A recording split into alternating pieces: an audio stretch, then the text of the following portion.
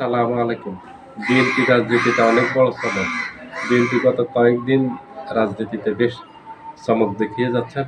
গত পরশুদিন একটা দল পুরো বিলুপ্ত ঘোষণা করে তার নেতা-কর্মীরা সবাই বিএনপিতে যোগদান করছে, যেটা সৈয়দ এহসানুল হুদার দল ছিল, সেটা বিলুপ্ত করে গত পরশুদিন বিএনপির মহাসচিবের হাতে ফুলের তোড়া দিয়ে গুলশান অফিসে বিএনপিতে যোগদান করছেন।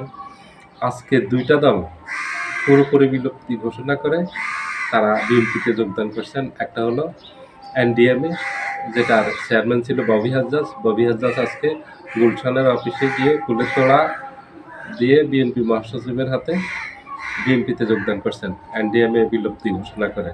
আরেকটা হলো এনপিপি, যেটা চেয়ারম্যান ডক্টর ফরিদুজ্জামান ফারহাদ, উনিও ওনার দল বিলুপ্ত ঘোষণা করে বিএনপিতে যোগদান করছেন গুলশানে আজকে বিএনপি মহাসচিবের হাতে ফুলের তোড়া দিয়ে। আজকে আরেকটা চমক ছিল, এলডিপির যে মহাসচিব ছিল ডক্টর রেদওয়ান আহমেদ, উনি এলডিপিতে এই বিএনপিতে হঠাৎ করে আজকে যোগদান করছেন। ওনার এটা অনুমানই করা যায়নি আগের থেকে উনি যে যোগদান করতে যাচ্ছেন। বোঝা গেছে বিএনপির চমক দেওয়ার জন্য এটা গোপন রেখেছেন।